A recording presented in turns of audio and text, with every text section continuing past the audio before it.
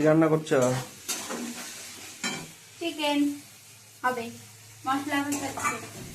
বাহ, চিকেন মনে হচ্ছে কত বছর পর চিকেন হচ্ছে গো। হ্যাঁ, এর আগের সপ্তাহে তো খেলে। না, চিকেন হলো এমন একটা বস্তু যে সপ্তাহে একদিন খেলে মনে হয় যে এক জনম পর খাচ্ছি। হ্যাঁ,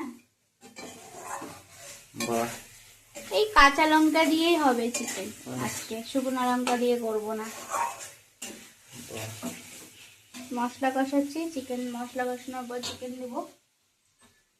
আচ্ছা। চিকেন দিয়ে কি খাবে, রুটি না ভাত?